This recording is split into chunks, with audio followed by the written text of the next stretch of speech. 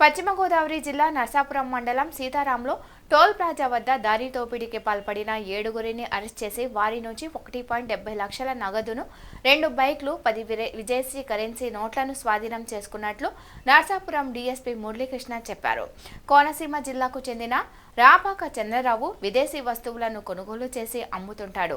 ఇదే వ్యాపారం చేస్తున్న వెంకట్రెడ్డి, మాణిక్యాలరావు ఇద్దరూ కలిసి చంద్రరావును వ్యాపారాన్ని దెబ్బతీయాలని కుట్రతో దోపిడీకి స్కెచ్ వేశారని అన్నారు. బాధితుడు ఫిర్యాదును నమోదు చేసిన పోలీసులు అన్ని కోణాల్లో దర్యాప్తు చేసి నర్సాపురం లాడ్జిలో దాక్కున్న 2 నిందితులతో పాటు వీరికి సహకరించిన మరో 5గురిని కూడా అరెస్టు చేసినట్లు డీఎస్పీ చెప్పారు. తర్వాత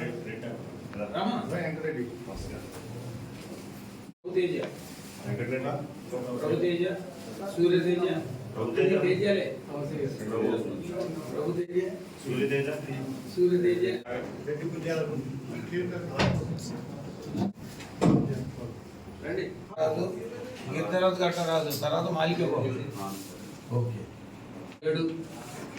రైట్ ముందు ఫోటో సెషన్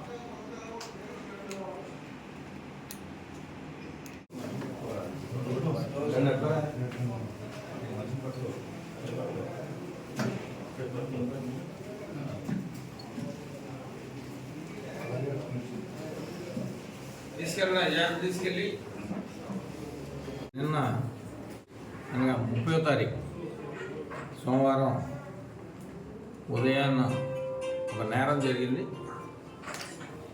మన మొగల్తూరు పిఎస్ లిమిట్స్లో రాపాక చంద్రరావు అనే అతను కూడా సకినేటిపల్లి ఒరిజినల్గా అతను వ్యాపార రీత్యా ఉన్నటువంటి స్ట్రగుల్స్ వల్ల కలిదిండి, కృష్ణా జిల్లా కలిదిండి వెళ్ళిపోయాడు. అయితే వీళ్ళందరూ కూడా ఇతను కూడా గల్ఫ్లోకి వెళ్ళి రావడం జరిగింది.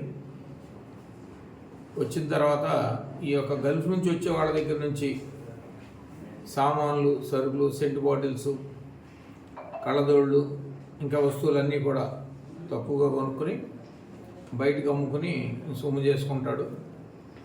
అలాగే వాళ్ళ దగ్గర ఏమైనా కరెన్సీ ఉంటే కూడా కరెన్సీ లీగల్గా ఉన్నటువంటి వాళ్ళకి తీసుకెళ్ళి అమ్ముతాడు.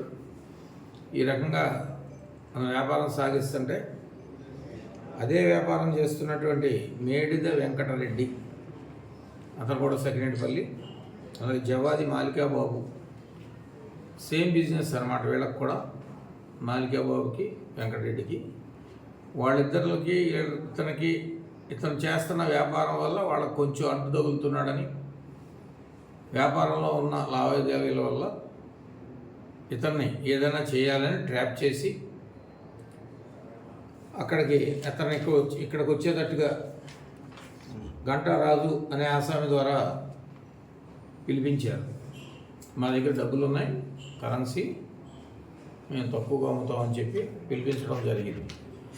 దాని మీద అతను 2 లక్షలు క్యాష్ అప్పు తీసుకుని వచ్చి, అంటే అతను కూడా పెద్ద నిశ్చయం కాదు, అప్పులు చేసుకుని తెచ్చుకుని మళ్ళీ ఇవన్నీ వ్యాపారం చేసి తీర్చుకుని అన్నీ ఏదో మార్జిన్ మిగిలేటట్టుగా చూసుకుంటాడు. 2 లక్షలు క్యాష్ తీసుకుని వచ్చి ఇక్కడ వాళ్ళు చెప్పినటువంటి రాజుగారి తోట దగ్గరికి రమ్మని చెప్పారు. అక్కడికి వచ్చాడు. వచ్చేదానికి వీళ్ళు అప్పటికే పురమాయించుకున్నటువంటి 3 ప్రత్యేకంగా పురమాయించారు. ఆకుల ప్రభుతేజ, సాధనాల మణికంఠ సూర్యతేజ, బయ్యా హింసాగర్ 3 కుర్రాళ్ళని అతన్ని కొట్టి డబ్బులు లాక్కుని వెళ్ళేటట్టుగా ఒక సెటప్ చేశారు. ఒకవేళ అది మిస్ అయితే వీళ్ళు 4, 5 వీళ్ళు వేరే ఉన్నారు. వీళ్ళంతా ప్లాన్ వేసుకుని చక్కగా ఉన్నారు కాబట్టి ఆ ప్లాన్ ప్రకారంగా ఇంప్లిమెంట్ చేశారు. అతను కొట్టడం, ముఖం మీద కొడుతూ ఉంటే అతను దెబ్బలు తగిలి బ్లీడింగ్ ఇంజరీస్ అయినాయి. అతన్ని కొట్టి డబ్బులు లాక్కుని వెళ్ళిపోవడం జరిగింది.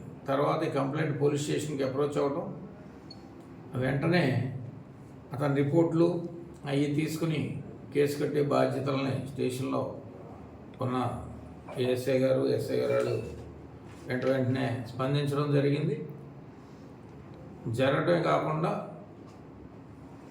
ఈ కేసులో చాలా స్పీడ్గా వాళ్ళ యొక్క అనుమానితులు ఎవరైతే ఉండొచ్చో అని ఇతన్ని ఎప్పుడైతే కంప్లైంట్ని రాపాక చంద్రరావుని విచారణ చేశామో అతను చెప్పడం జరిగింది. దాని మీద సకినేటిపల్లి ప్రాంతంలో ఉన్నటువంటి అనుమానితులు ఇళ్ళకెళ్తే వాళ్ళు అక్కడ దొరకలేదు.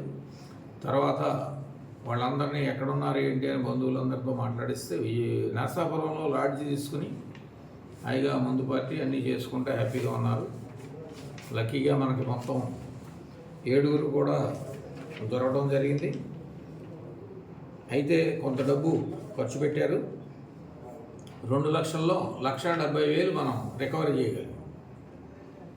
1,70,000 నగదు దొరికింది. అలాగే నేరానికి ఉపయోగించినటువంటి 2 మోటార్ సైకిళ్ళు, అలాగే ఫారిన్ కరెన్సీ రియాల్స్ నోట్లు ఒక 10 రికవరీ చేయడం జరిగింది.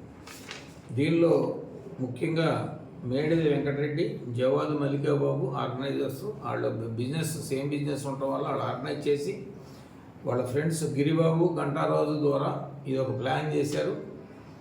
దాంతో గిరిబాబు ఈ 3 ముద్దాయిల్ని సెట్ చేయడం జరిగింది. విధంగా ఒక ప్లాన్గా 7 ముద్దాయిలు అయ్యారు. వీళ్ళందరినీ కూడా మరి నేరం జరిగిన తర్వాత 24 గంటలలోపే సెక్యూర్ చేయటం, వెంటనే దర్యాప్తు చేయటం వల్ల నగదు ఖర్చు కాకుండా ఎక్కువ మొత్తం రికవర్ చేయడం జరిగింది.